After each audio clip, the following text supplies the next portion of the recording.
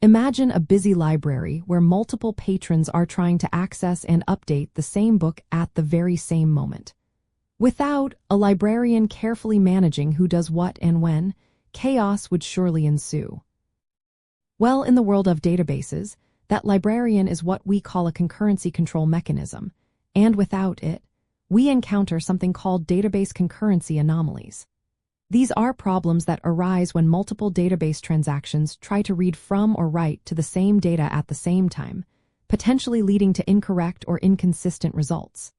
The most common ones you will hear about are dirty reads, non-repeatable reads, and phantom reads. Let's break down why these anomalies occur. A dirty read happens when one transaction reads data that has been modified by another transaction but not yet committed.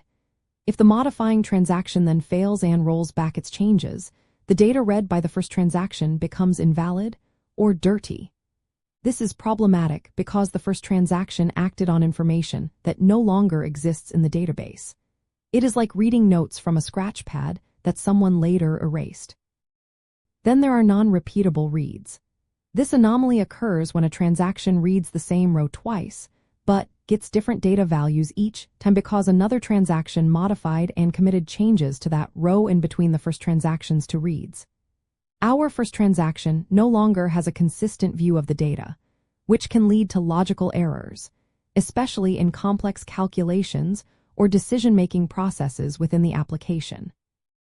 Think of checking a bank balance twice within seconds and seeing two different amounts because a deposit just cleared.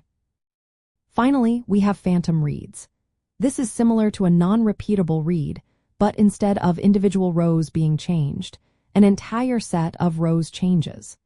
This occurs when a transaction executes a query twice, and the second time, it retrieves a different set of rows than the first time. This can happen because another transaction inserted new rows or deleted existing rows that fit the query criteria. This is particularly problematic for aggregate functions, such as counting the number of records or calculating a sum, where the underlying dataset suddenly changes during the operation.